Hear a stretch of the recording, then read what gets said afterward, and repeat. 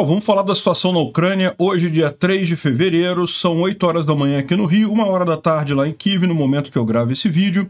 E os russos suspenderam as tentativas de avanço aqui em Vuhledar, hein? Segundo eles, as situações, o clima não está razoável, não está agradável, né? Porque está chovendo artilharia ucraniana, isso sim. Vuhledar, assim, vai se juntando à Avdiivka, que fica mais aqui para cima, como outro lugar que os russos tentam e não conseguem avançar nada. Na região de Bakhmut, os russos tomaram uma pequena cidade ao norte de Soledar chamada Mykolaiivka, mas não conseguiram impedir o reforço dos combatentes ucranianos na cidade de Bakhmut propriamente dita, né? Tropas e equipamentos foram levados de reforço ali em Bakhmut, o que indica que os ucranianos não pretendem sair da cidade tão cedo. A reportagem de uma revista ucraniana, inclusive, descreve um ataque que houve alguns dias atrás já, ali na região de Bakhmut, em que 20 soldados ucranianos seguraram 200 mercenários do grupo Wagner ao longo de 10 horas de batalha. Foi realmente impressionante, parecia um apocalipse zumbi do pessoal vindo. Os ucranianos tiveram que revezar rifle, porque o rifle ficava quente demais de tanto tiro, né? E no final não conseguiram. 140 russos mortos nessa brincadeira. A grande ofensiva russa deve acontecer após o dia 11 de fevereiro, porque uma empresa de telefonia da região de Luhansk fez um comunicado hoje avisando que, por determinação dos russos, ia parar de fornecer internet a partir do dia 11. Simplesmente não vai ter mais internet nessa região ocupada toda aqui de Luhansk e Donetsk a partir do dia 11, muito provavelmente para impedir que cidadãos e outras pessoas passem informação para os ucranianos. E os russos colocaram uma rede de camuflagem verde para disfarçar, entre aspas, os pantsir que eles estão colocando no alto de prédios brancos lá na Rússia. Que história é essa? O que eles esperam com isso? Será que serve para alguma coisa essa rede? Vamos ver que sim. Vamos falar sobre esses e outros assuntos em detalhes. Essas notícias foram sugeridas por Peter in The Last of Us episódio 3, Dilma do Acre e os 120 milhões de famintos e várias outras pessoas. Obrigado aí ao pessoal que sugeriu as notícias. Obrigado a você que está assistindo o nosso vídeo. Se você gosta do nosso conteúdo, por favor, deixe o seu like e se inscreva aqui no canal, né? Pois bem, vamos começar com um atentado que aconteceu em Enerhodar. Enerhodar é essa cidadezinha aqui que fica próxima da usina nuclear de Enerhodar, né? A usina fica nessa parte aqui, e aqui tem uma cidadezinha que normalmente é usada pelo próprio pessoal que trabalha na usina, né, que são trabalhadores aqui de Enerhodar. Então é uma cidade bem pequena e está ocupada pelos russos, né, muitos oficiais russos aqui. E esse rapaz que foi eliminado era o Evgeny Kuzmin, que era um colaborador trabalhando para a polícia da ocupação russa ali na região, né? Então, ele recebeu o tratamento adequado de todo colaborador de russo, o carro dele explodiu e ele morreu no momento ali na hora, né? Bom, houve artilharia de longo alcance ucraniana, destruiu um posto de comando, 3 áreas de concentração de pessoal e um depósito de munição russo de ontem para hoje, tá? Isso aqui é a informação que vem lá diretamente do comando ucraniano e eventualmente a gente tem informações sobre exatamente onde é que foi isso e às vezes até imagens do que aconteceu, mas outras vezes a gente não tem essas imagens porque depende, lógico, de alguém ali na região filmar a coisa, né? E o exército russo disse que suspendeu a atividade ofensiva em Vuhledar devido a clima ruim, não está com um bom clima na região, né? E a gente falou alguns dias atrás, de fato, estava muito nublado, muito chuvoso, com muita precipitação ali na região. Isso tudo dificulta, né? Mas como o Tendar lembra aqui, o principal problema é que está chovendo aço ucraniano em pequenos pedaços sobre os russos, né? E o fato é que eles já tentaram avançar aqui várias vezes e não conseguiram, né? Mas só a título de curiosidade, em tese, o tempo ruim vai até amanhã, dia 4, sábado, né? Depois disso ainda fica nublado mais 2 dias, mas a partir da terça-feira, dia 7, o tempo vai se abrir. Vamos ver se os russos vão retomar essa ofensiva aqui na região, né? De qualquer forma, o Tatarigami lembra aqui que, embora eles estejam dizendo que acabaram de avançar, eles continuam fazendo assaltos. Só que o que está acontecendo é que, como tem muito fog, né, muita neblina, eles não conseguem usar os drones na região ali. Então, eles estão fazendo só assaltos por terra e realmente estão com muito menos capacidade agora, né?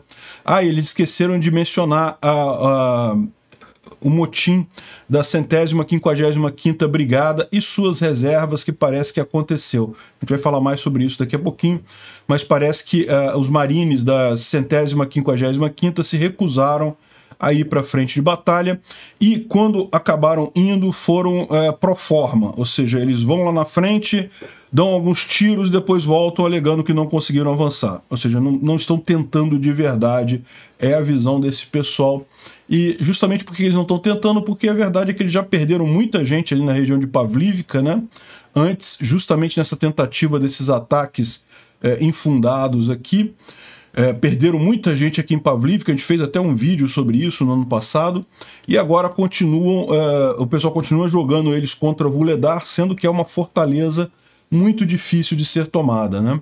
E aqui é um ponto interessante, porque a Rússia está transferindo unidades sobre para a região de Donetsk para suprimir mutins entre as tropas russas, principalmente na região de Vuhledar. E a Rússia tentou atacar Vuhledar e falhou, e 10 soldados russos foram capturados, um grande grupo morreu. E a 155ª Brigada Marine, né, que está ativamente envolvida no ataque, de novo perdeu muitos soldados, e aí eles lembram do caso lá em novembro do ano passado, quando eles perderam em Pavlivka, perderam 50% da sua capacidade de combate e seu pessoal. Eles já foram complementados 3 vezes depois, né, com mais mobilizados para essa brigada, mas é lógico, os mobilizados novos não têm a mesma capacidade daqueles que eram mais experientes, né? E nós sabemos que a 155ª apareceu de novo em Donetsk e foi novamente derrotada, né? Parece que o pessoal novo recrutado nessa brigada se mostrou não tão competente assim e decidiu se render. Ou seja, parece que teve aí 10 soldados russos que se renderam, além daquele motim que a gente mencionou aqui, que o Tatarigami falou sobre o pessoal se recusar a ir batalhar, ou então batalhar de forma formal, não ir para frente de verdade, né? E aqui ele dá uma visão de hoje, dia 3/2, 7 horas da manhã, lá na Ucrânia, dizendo que não houve muitas mudanças nas últimas 24 horas, o inimigo continua atacando com muitos grupos, porém sem resultados. A queda na moral é visível, o inimigo não engaja de forma tão confidente quanto fazia isso antes, né? Também tem usado mais ataques durante o dia e reduzido os ataques à noite, a não ser artilharia, que continua tendo ainda na região lá mesmo à noite, né? Um detalhe curioso, né? Há uma informação do Kovalenko, que é um militar ucraniano, que o exército de mercenários privado chamado Patriot está na região, mas não participou dos combates. O Patriot foi o exército mercenário criado pelo Shoigu para fazer frente ao exército mercenário do Wagner, lá do Prigozhin, né? Então, olha só o que eles queriam fazer, segundo eles estão dizendo aqui, né? A ideia é que quem tomaria Vuhledar seria a 155ª, mas aí esse exército Patriot iria, depois de tomada a cidade, aparecer nas fotos como sendo quem tomou a cidade, justamente para dar visibilidade ao grupo e para criticar o Prigozhin lá e o grupo Wagner, né? Repara a quantidade de briga interna que tem no exército russo, né? Ou nesses múltiplos pedaços que formam o exército russo. Enfim, o Patriot, então, é afiliado ao Shoigu, é o Shoigu que é o ministro da Defesa. A gente falou sobre isso, ele estava montando um exército privado dele, é esse Patriot, e a ideia era aparecer nessa coisa, só que infelizmente eles não conseguiram avançar sobre Vuhledar, não puderam fazer o truquezinho de imagem, né? O Tendar está falando aqui, decretando o fim da ofensiva russa ali na região de Zaporizhia, né? Na região aqui de Orihhiv. A gente já falou sobre isso ontem, inclusive eu falei que acabou, não conseguiram avançar nada. tentaram uma época chegar aqui até Kamiansk, desistiram, enfim, acabou que não avançaram nada no final, até perderam o território, porque até perderam Bilohíria, essa cidadezinha que está aqui, né, que estava na mão dos russos, agora os ucranianos tomaram e ficou parada a frente aqui, né. Essa foi aquela frente que os russos avançaram em campo aberto, andando e coisa e tal, e depois a gente vai ver um outro caso não muito diferente desse, contado lá em Bakhmut pelos ucranianos. Bom, a Avdivka é outro local em que houve inúmeras tentativas russas de tomar a região e não conseguiram, né? Ele está falando aqui, lógico, em comparação com Vuhledar. Vuhledar é aqui, já é a segunda grande ofensiva russa na região e eles não conseguem tomar. A Avdivka fica aqui. E também dá para ver que ela fica bem num buraco aqui, né, quase num caldeirão aqui, no meio de forças russas, mas os russos não conseguem tomar, e isso já vem de muito tempo, tá? Vem desde 2014 essa tentativa russa de tomar a Avdivka. E o motivo para eles não conseguirem tomar a Avdivka não deixa de ser parecido com o motivo que eles não conseguem tomar Vuhledar. A cidade ela é muito estratégica, ela é muito bem construída para defesa, né? Ela fica numa região mais alta e tem muitos prédios altos, então os ucranianos se encastelam no alto de prédios e fica muito fácil para eles impedir qualquer chegada de tropa russa, né?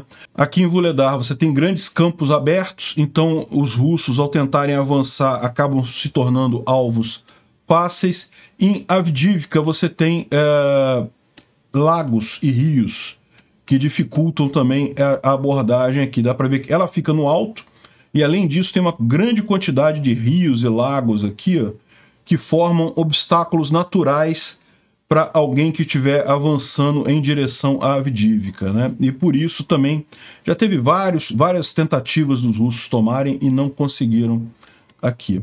O Igor Strelkov, ou Igor Girkin, aquele criminoso de guerra que começou essa história de, entre aspas, República Separatista de Donetsk, ele escreveu aqui no Telegram dele sobre a situação na área de Bakhmut, e ele falou aqui que os russos foram incapazes de impedir o reforço à cidade. Apesar da artilharia periódica nas linhas de comunicação, lembra, em termo militar não é só comunicação de informação, é comunicação também de tropa, é transporte de tropa, transporte de munição, esse tipo de coisa, né? Então, apesar da artilharia periódica em linhas de comunicação, o inimigo trouxe grandes reforços para Bakhmut. E aí ele manda saudações para a Força Aérea Russa, que foram incapazes de atingir a retaguarda, bem como o Ministério da Defesa russo em geral, que só consegue atingir alvos estacionários, né? Ou seja, está criticando o pessoal por ter deixado os ucranianos reforçarem Bakhmut. Em conexão com a transferência de reforços frescos em Bakhmut, pode ser assumido que, nesse momento, as Forças Armadas da Ucrânia não têm intenção de render a cidade e recuar para novas linhas. Consequentemente, o Wagner vai novamente ter que assaltar a cidade. E, de fato, eles continuam fazendo isso com menores avanços táticos, né? Então, como a gente está vendo, basicamente o que a gente já tem visto lá na região de Bakhmut. Bakhmut está aqui. Existe, sim, alguma ameaça a essa linha de comunicação ucraniana mais aqui abaixo, essa estrada aqui, a T0504 ou N32, como está aqui nesse mapa. Aqui também a M03, que vem pelo norte, também já está comprometida, porque tem que passar aqui em alguns lugares próximos da linha de frente. O que os ucranianos têm usado mais é essa outra estrada aqui, a O0506, que é uma estrada menor, mas ainda está completamente desimpedida e longe do fogo russo, né? Agora, os russos estão tentando tomar essa área de floresta aqui e essa área de floresta aqui também, tá? Se eles conseguirem tomar essa área de floresta aqui, pode ser que eles dificultem, porque, repara, a estrada passa aqui, tá? E se você pegar o mapa de altitude, essa região aqui é mais alta do que aqui. Então pode ser que os russos, conquistando essa floresta aqui, eles tenham uma linha de fogo para evitar o uso dessa estrada aqui, que é a última estrada livre que os ucranianos têm para abastecer Bakhmut, né? Mas por hora não conseguiram isso, tá? Também tem gente dizendo que eles estão tentando tomar essas florestas aqui, porque não apenas impediriam completamente o uso da N32 aqui, que é a T0504, que passa por aqui, mas aqui também é uma região mais alta e também permitiria que eles tivessem capacidade de fogo contra a O0506 neste ponto aqui, né? Então são as tentativas russas para fazer esse cerco tático a Bakhmut. E a situação lá em Bakhmut, os russos continuam avançando lentamente, mas continuam avançando em alguns pontos, justamente porque usam aquelas técnicas de onda humana que a gente descreveu ontem, né? Ontem a gente descreveu a onda humana do ponto de vista do grupo Wagner, como é que eles fazem esse negócio, né? Indo de 8 em 8, a primeira onda é mais com armas mais pesadas, depois vão as armas mais leves e coisa e tal, até alguém conseguir tomar a trincheira do inimigo, né? E aqui tem um relato curioso que saiu nessa revista aqui militar ucraniana, Armia Informe, em que eles descrevem um outro lado, né? Uma batalha que houve em Bakhmut, isso já faz algumas semanas, isso aqui já saiu uma reportagem, coisa e tal, não é recente, mas é interessante porque descreve a mesma coisa que os russos descreveram do ponto de vista dos ucranianos. E um caso em que uma batalha em que 30 tropas ucranianas seguraram 200 mercenários do grupo Wagner, numa batalha de 10 horas, matando ou ferindo 140 deles, e os restantes desistiram e foram embora, não conseguiram tomar a trincheira, né? Dá para ver que foi realmente muitas ondas de 8 pessoas aqui para conseguirem, para tentarem, e os combatentes ucranianos disseram que os canos das armas chegavam a ficar vermelhos de quente, né? Quando você usa uma arma dessas, um rifle desses, em modo de repetição automático, realmente é muito round, costuma aquecer demais. E daí o que eles faziam? Eles usavam, cada soldado usava 2, 3 rifles de reserva, para quando o seu rifle aquecia, você botava ele de lado, pegava um outro para poder continuar atirando e evitar que o Wagner conseguisse fazer o esquema deles de chegar na fronteira, né? E ele está dizendo aqui que é muito parecido com o filme World War Z, né? Aquele filme de zumbi, coisa e tal. Curioso, né? O World War Z, ou seja, Guerra Mundial Z, foi filmado antes dos russos adotarem o Z como símbolo deles, né? Olha só, o Z de zumbi. É bem interessante a reportagem aqui, eles contam aqui em detalhes como é que foi, coisa e tal. Foi na região de Bakhmut, eles não explicam exatamente onde foi o apocalipse zumbi com os russos lá, mas eles conseguiram segurar por 10 horas lá o ponto e não entregaram, os russos desistiram e foram embora, deixando 140 mortos nessa única tentativa deles de tomar, né? É lógico, a gente sabe, por óbvio, que nem todas as tentativas os ucranianos conseguem repelir, né? Foi justamente assim que os russos conseguiram tomar Soledar. Os ucranianos repelem, mas uma hora uma onda humana dessa do Wagner acaba conseguindo tomar a trincheira, e foi assim que eles avançaram aqui. Tem um outro recado aqui do Kianin, lá em Bakhmut, né, que é um comandante ucraniano que está ali na região. Ele tem feito reportes e falando que está tranquila a situação lá, que o pessoal está conseguindo manter a cidade, que não há nenhum risco iminente. Estamos trabalhando para estabilizar o fronte, para evitar que os russos avancem mais, né? E aí ele faz uma observação aqui curiosa, que eu estou ligando com uma outra informação de ontem que a gente teve, né? Ele fala para tranquilizar os mobilizados ucranianos. A Ucrânia está fazendo mobilização neste momento. E talvez por isso tenha saído aquela notícia sobre os 500 mil mobilizados russos e coisa e tal. Talvez aquilo tenha também por propósito incentivar os próprios ucranianos também a aceitar a mobilização, né? A entrar como voluntário ou não não fugir da responsabilização, né? Então eles dão recados aqui para os ucranianos, dizendo que está tudo bem, que eles vão estar todos juntos nessa briga e que a vitória está chegando. Enfim, isso aqui que foi uma mensagem para os mobilizados ucranianos que estão sendo mobilizados neste momento, né? Bom, teve mais uma pequena cidade que foi tomada ali na região de Soledar, Bakhmut está aqui, continua firme, não conseguem avançar para cá, mas eles têm avançado aqui para o norte, né? Eles tomaram agora Mykolaiivka, essa outra cidadezinha pequena aqui, né? A gente falou para vocês que ontem eles tomaram Sako e Vantsete e agora tomaram Mykolaiivka. São duas cidades pequenininhas que não tem muito motivo de ser, não tem muito como os russos avançarem muito aqui, eles estariam criando uma saliência muito grande aqui que ficaria fácil para os ucranianos cortarem as rotas de suprimento deles, mas de qualquer forma é preocupante esse negócio. Por quê? Porque eles estão conseguindo avançar ainda. Então aquelas estratégias todas que eles estão fazendo e coisa e tal, bem ou mal, com mortes ou sem mortes, eles estão conseguindo avançar, né?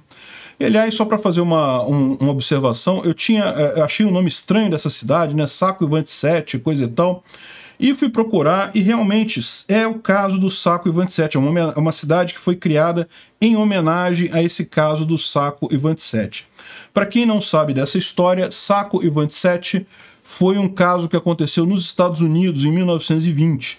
Eles eram ambos imigrantes italianos que já estavam há algum tempo nos Estados Unidos. Já eram, como muitos imigrantes italianos naquela época, eram pessoas pobres, né, proletários, e eles eram anarquistas, né? Eles faziam parte de uma organização anarquista lá nos Estados Unidos, uma organização anarquista, vocês sabem, anarco-comunista, né? É uma coisa que eu, como um anarcocapitalista, discordo, porque na minha visão, anarco-comunismo, como é pregado por esse pessoal, é apenas uma outra forma de Estado. Ah, mas você tem um conselho local, um comitê decisório da alocação de recursos.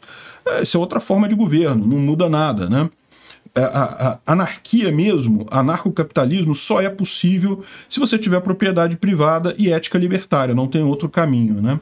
Mas enfim, eles eram anarquistas naquela época, anarcocomunistas, e foram acusados de terem matado uma pessoa que estava fazendo pagamento numa empresa. Então, no dia do pagamento da empresa, eles foram lá, mataram e roubaram o salário da galera toda, ou o dinheiro que seria usado para pagar o salário dos funcionários da empresa, e teriam feito isso, tá? E a questão toda é que o julgamento deles foi muito criticado, justamente porque eles eram da comunidade italiana, que na época era uma comunidade ainda muito empobrecida, né, nos Estados Unidos, e poucos falavam inglês bem, e aí a maior parte das testemunhas que eles tinham para depor a favor deles falava muito mal inglês, e daí caía em pegadinha do advogado de acusação, do promotor e coisa e tal. Então foi um caso muito criticado na época, né, porque não tinha motivos para condenação deles, né? O Nicolas Sako é esse daqui e o Bartolomeu Vantsete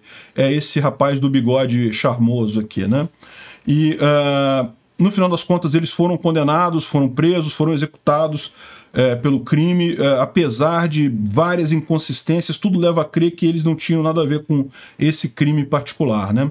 E lembra, a gente está falando 1920. 1920 é justamente pouco depois da Revolução Comunista na Rússia, né? Então havia esse clima todo, o pessoal na Rússia usou eles como um caso de, não, que os Estados Unidos está matando os proletários e coisa e tal, os anarquistas, e enfim, usaram esse caso muito como propaganda, né? E particularmente na Ucrânia. Muita gente não sabe, mas assim, a Ucrânia, o processo de revolução comunista na Ucrânia foi meio que independente do russo, né? É lógico que teve influência, tudo ali estava interligado, mas não foram os mesmos comunistas na Rússia que aconteceram na Ucrânia. A Ucrânia tinha uma característica muito forte de anarquismo, bandeira preta, anarcocomunismo, muito forte mesmo, diferente da visão mais marxista do Lenin, né, da Revolução Russa, né? É lógico, mais adiante tudo acabou virando a mesma coisa na União Soviética, mas tem todo um padrão diferente da Revolução Comunista que aconteceu ali na Ucrânia, justamente com um teor muito mais anarquista, e daí esse vilarejo que foi feito em homenagem ao Sako e Vantsete, né? É só uma curiosidade aí. Mas, enfim, foi tomado o vilarejo ao lado também lá pelos russos, né? E, bom, parece que também alguns canais russos estavam falando ontem que eles teriam tomado Bilorivka. Bilorivka eu fiquei até na dúvida, porque tem várias Bilororhívicas aqui. Aliás, a Ucrânia adora dar o mesmo nome de cidade para mais de uma cidade. Tem essa Bilororhívika aqui, que é uma cidade, está na mão dos ucranianos, os russos estão tentando tomar, mas não foi essa Bilororhívika aqui, foi essa Bilororhívika aqui que eles estavam se referindo, é outra Bilororhívika, mas está na mão dos ucranianos e os russos estão tentando tomar. E chegaram a sair algumas mensagens aqui. Aqui ó, são essas duas mensagens que ele colocou aqui, eu traduzi aqui pra gente. Então, essa daqui diz que a vila de Bilororhívika foi liberada. Liberada, lógico, isso aqui é um blogger russo, então estão dizendo no sentido que os russos tomaram Bilororhívika, né? E ontem, durante o dia, houve reportes que os inimigos estavam tirando as tropas de lá, estavam recuando as tropas, e devido à deterioração da situação em Soledar, não sei se faz muito sentido não, tá? É verdade que Soledar aqui, esse saliente russo aqui poderia ser preocupante para os ucranianos se os russos ainda tivessem essa área aqui ocupada, né? Mas como não é o caso, não tem tanto risco aqui para Bilororhívika. De qualquer forma, é isso que eles estavam divulgando no Telegram de lá, né? Sempre com muita festa, não, que também avançamos em Dibrovo e não sei mais aonde. Hoje sai essa reportagem aqui, ó. O reporte sobre a captura de Bilororhívika ontem era prematuro. As batalhas estão acontecendo, a iniciativa é do nosso lado, mas não conseguiram tomar a cidade ainda. Ou seja, fake news russa. Normal. Padrão. Bom, a gente sabe que nas próximas semanas ou meses as forças russas vão lançar uma ofensiva grande no leste da Ucrânia e possivelmente outra linha de frente. A gente já falou sobre isso ontem, né? A gente já está sabendo que isso iria acontecer, foi justamente o papo do Reznikov ontem, falando de 50 mil, meio milhão de mobilizados russos e coisa e tal, e justamente esse tipo de papo dele pode ser justamente por conta de incentivar também a mobilização ucraniana, mas existe uma informação, e a gente falou também que existe a informação de que o Putin quer apresentar alguma coisa no discurso dele do dia 20 de fevereiro. Então seria alguma coisa agora, no início de fevereiro, que aconteceria essa grande ofensiva russa, né? E a gente tem uma outra informação agora, que é a empresa de provedor de internet e de celular, né, a MKS, na região de Luhansk, anunciou que vai desligar o acesso à internet a partir do dia 11.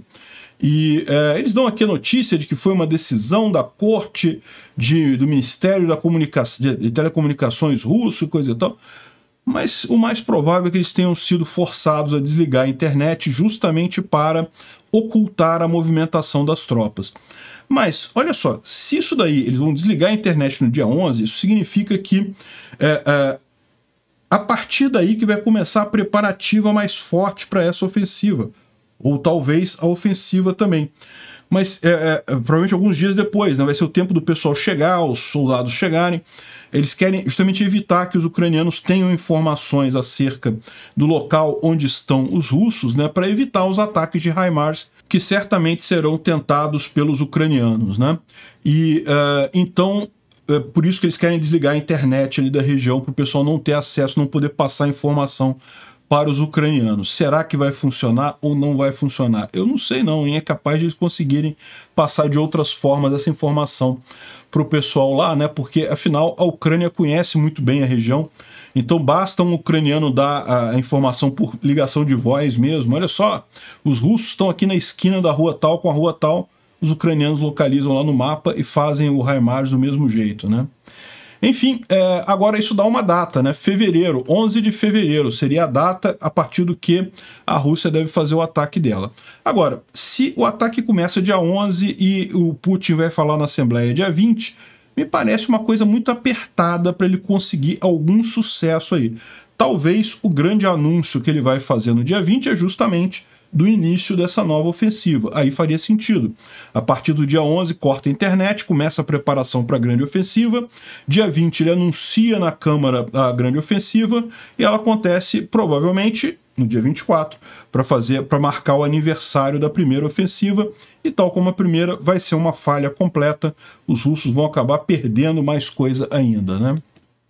Bom, Vamos dar uma olhada aqui na linha de frente com o DefMon para ver se tem mais algum detalhe que ficou faltando aqui. Como a gente explicou, o solo está planejado de congelar em mais alguns dias. Não, aqui é Melitopol. Melitopol é um pouco mais crente. Mas aqui em Kriminá, as temperaturas estão caindo. Também deve começar a congelar solo mais adiante um pouquinho.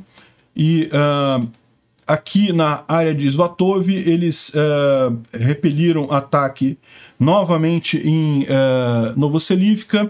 Então, mais uma tentativa russa de avanço aqui. Esse fronte está parado. Os ucranianos avançaram um pouco aqui em Kuzemivka, Novoselivka, mas desde então não tem nenhuma grande mudança, né? Em Kriminá, os ucranianos repeliram ataque na área de Nevsky, Plochanka, Chervonopopivka, Dibrova, Kuzmine. E aqui repara como são muitos ataques e, segundo as informações que a gente tem, foram ataques significativos. Não foram pequenos grupos de teste, de reconhecimento, não. Foram ataques significativos. Pode ser que a gente esteja vendo aqui já o início da tal ofensiva aqui em Kriminá. É uma possibilidade, tá, gente? Esse tipo de coisa assim... Pode ser que o Putin anuncie no dia 20 a ofensiva, mas do ponto de vista militar faz muito mais sentido você fazer essas ofensivas sem anunciar mesmo, sem falar nada. Começa a botar carga ali, né? Então os russos tentaram avançar bastante aqui, mas aparentemente não conseguiram. O DefMon coloca aqui, ó, não está claro se esses ataques ainda são pequenos ataques de prova, né, de teste, ou se já são realmente ataques reais. Mas a gente tem a informação de outros comentaristas que sim são ataques já fortes aqui nessa região, né?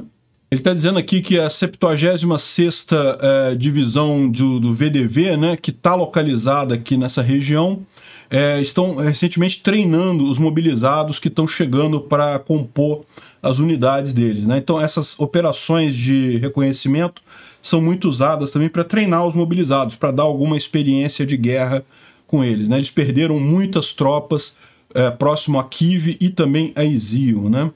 E aqui ele fala uma outra coisa, que os ucranianos falaram que houve bombardeio em Pischani. Pischani, essa cidade aqui, ó, é já depois desse rio aqui, o rio Kraha, né? Então repara que Pischani, né? Aqui nesse mapa aparece ainda como nas mãos dos russos, né? Os ucranianos estariam aqui em Chervonopopivka, mas aqui em Pischani estaria ainda na região com os russos. Isso é muito importante porque a travessia desse rio é um dos elementos que pode ajudar muito os ucranianos. Se os ucranianos já estão desse lado de cá, fica muito mais fácil para eles tomarem Zitlivka e chegarem aqui por trás de Kriminá, ameaçando Kriminá pelo norte, né? Mas não dá para ser claro aqui. Às vezes o pessoal coloca que houve bombardeio russo nessa região, mas na verdade é próximo, pode estar se referindo a Chervonopopivka e não a Pischani propriamente dita, né? Enfim, estamos com essa incerteza aqui. Além disso, o exército ucraniano repeliu ataques na área de Bilororivka, a gente viu, né? Os russos acharam que já tinham tomado a Bilororivka e nada. E também Spirny, que é mais aqui embaixo um pouquinho. Aqui ele fala de Voledar, dizendo que os ucranianos repeliram ataques em Bilororivka. Essa aqui é outra Bilororivka. A Vasyukivka e Blahodatne e Krasnahora. Ou seja, conseguiram segurar mais um monte de coisa aqui. Lembrando que Blahodatne, a maior parte do vilarejo lá já está na mão dos russos, mas eles ainda conseguiram segurar aqui, provavelmente nos arredores da cidade, né? E as forças russas capturaram Sako Ivantset e Mikolaivka, que são pequenos vilarejos de 30 e poucas casas aqui, segundo eles, né? Aqui está o grupo Wagner em Mikolaivka, dá para ver que é bem pequeno aqui, né? Os caras botam instrumento por causa do Wagner. Alguém avisa eles que as orquestras do Wagner não tinham violão. Em Bakhmut, propriamente dita, o exército ucraniano repeliu vários ataques ali na área e também em Klishivka. Klishivka, os ucranianos ainda têm posições aqui nessa região, ainda estão mantendo os russos sob controle aqui, né? A cidade de Klishivka em si já caiu, já está na mão dos russos. As forças russas não tomaram controle sobre as linhas de comunicação, né? Essas estradas aqui, a T0504, a M03 e a O0506, essa do meio aqui. E estão fazendo pequenos ganhos incrementais e, lógico, tem muita luta na região, isso daí a gente já está sabendo. Aqui o Defmon também fala sobre os russos, falando que não, o problema é o tempo, né? O clima tá ruim, coisa e tal. E ele faz a mesma brincadeira com o pessoal. Enfim, não teve mudança no resto da linha de frente. O Instituto para Estudo da Guerra fala aqui sobre a informação que a gente já deu ontem, que o Putin ordenou que seja tomado todo Donetsk e Luhansk até março de 2023. Pouco provável que consigam. E aqui ele fala também sobre as autoridades russas que bloquearam a internet na região de Luhansk, talvez como parte da preparação aí para esse ataque, né? E Putin talvez tenha superestimado a capacidade militar russa novamente. Ou seja, ele de novo vai dar com os burros na água nessa ofensiva agora também, né? Bom, uma coisa curiosa foi replicada por várias pessoas. Os russos botaram uma rede de camuflagem em cima aqui do Pantsir, que está no alto dos prédios lá na Rússia, né? Lembra que a gente explicou que os russos botaram esses... Pantsir é um veículo de defesa antiaéreo, né? Para evitar drones e mesmo mísseis, né? É curioso usar isso no alto de um prédio, porque ele é um sistema móvel, um sistema que é para ser deslocado mesmo. Existem sistemas fixos para esse tipo de coisa, mas enfim, acho que os russos não têm, botaram esse aí mesmo no alto do prédio, e aí camuflaram com uma rede verde. Um prédio que é um branco ou bege, sei lá, cor de areia aqui. O problema é que a rede ficou ainda mais visível no final das contas, né? Será que isso daqui é burrice dos caras? Bom, certamente é burrice dos caras, mas tem um motivo para isso, tá? Aqueles pequenos drones kamikazes, eles costumam ficar presos nessas redes.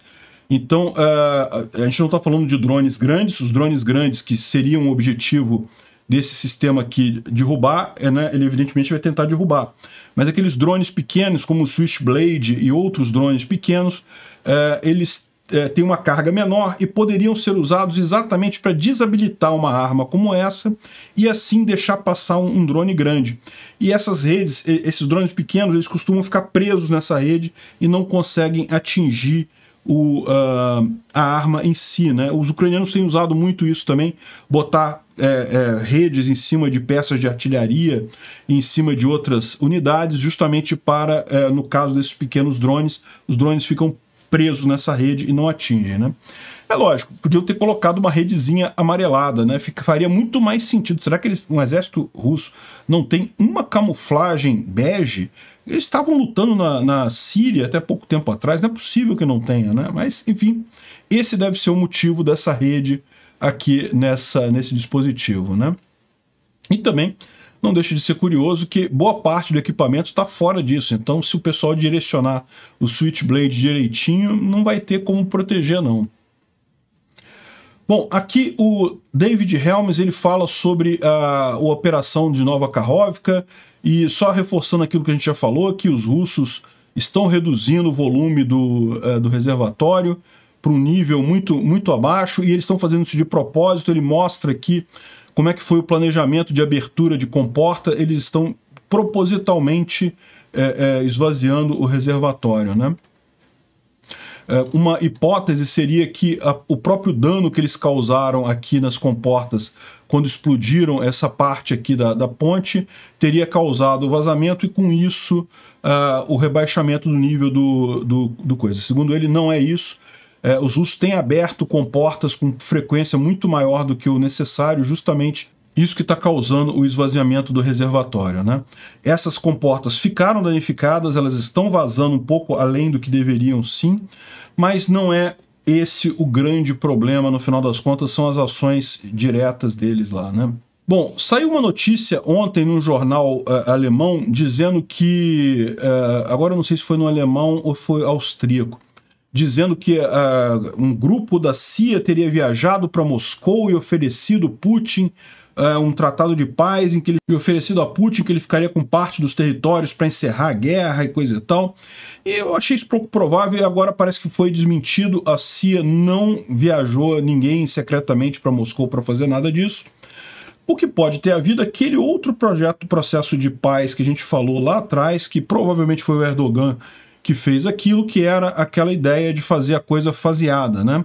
A Rússia voltaria para as linhas do dia 24 de fevereiro. Em troca disso, continuaria com a Crimeia e Donbás por 7 anos. E depois essas áreas voltariam à Ucrânia, e a Ucrânia entraria para a OTAN como forma de garantia que a Rússia não iria tentar avançar de novo. Esse outro plano de paz me pareceu até uma coisa um pouco mais razoável. Não gostei dele também. Mas trocar território por paz a Ucrânia não vai aceitar. E agora também já ficou claro que não tem essa, né? Provavelmente foi mais mentira russa. Nesses últimos 2 dias, a Ursula von der Leyen está em Kiev fazendo uma série de negociações com vários ministros e com Zelensky lá na Ucrânia, né? O que tem de curioso dessa história é que ela está há vários dias lá. Ou seja, normalmente os emissários e presidentes de países iam até Kiev, faziam a visita e coisa e tal, e iriam embora para não ter o risco, né, de bombardeio e coisa e tal. E ela dessa vez ficou, parece que 3 dias lá para conversar com as autoridades ucranianas sobre a questão da energia, né, de investimentos em energia para contrapor aqueles ataques absurdos russos à infraestrutura ucraniana, né? Uma outra excelente notícia, os militares ucranianos estão conseguindo até avançar na agenda lá, no treinamento dos sistemas Patriot. Estão aprendendo mais rápido do que esperado a usar os sistemas Patriot, e eles já vão ser capazes de trabalhar esses sistemas complexos através desse programa acelerado lá nos Estados Unidos em poucas semanas. Isso é impressionante, tá? Esses sistemas são sistemas muito complexos, não é fácil de você operar, e eu imaginava que levariam alguns meses, né? Isso tudo começou em dezembro, na verdade, mas na verdade os primeiros soldados, a primeira turma, né, parece que foram 80 militares ucranianos, a primeira turma, que foi lá para os Estados Unidos para aprender, começou no início de janeiro, né? E eu imaginei que ia levar alguns meses para isso tá ok. Segundo eles estão dizendo aqui, talvez em semanas eles já possam levar um sistema Patriot para a Ucrânia. Isso eu acho que é uma coisa muito positiva, porque a gente está vendo, volta e meia, os russos fazendo exercício com o MiG-31K e aquele míssil Kinzhal deles, que é aquele míssil supostamente hipersônico. Não chega a ser um míssil hipersônico de verdade, mas é um míssil muito rápido e os ucranianos não têm como derrubar ele neste momento. Então, seria muito bom ter um Patriot, porque o Patriot pode ser que consiga derrubar esse tipo de míssil, não é certeza ainda, né? Aliás, esse é um dos motivos que certamente os ucranianos querem testar o sistema para ver exatamente como é que ele se comporta com um míssil desse tipo. Se os russos estão treinando tanto com esse avião lá e com esse míssil lá em Belarus, pode ser que eles estejam planejando usar esse míssil como parte dessa possível ofensiva deles agora em fevereiro ou março, né? Bom, o Irã e a Rússia integraram seus sistemas bancários para evitar ter que usar o SWIFT para transitar dinheiro entre eles, né? É aquele negócio, né? É o que resta para a Rússia. Tem um vídeo bem legal que vai sair no Visão Libertária, deve sair por esses dias aí, sobre o destino da Rússia. Se a Rússia vai virar uma Cuba, vai virar uma Coreia do Norte ou vai virar um Irã, né? Todas as possibilidades estão abertas aí. É bem curioso que, né, estejam fazendo esse tipo de coisa. Obrigado por assistir o vídeo até o final. Além de curtir, compartilhar e se inscrever no canal, considere se tornar patrocinador com valores a partir de R$ 1,99. Clique no botão Seja Membro abaixo para saber as condições e vantagens de patrocinar o canal. Mais informações sobre o nosso projeto, visite nossos sites indicados na tela.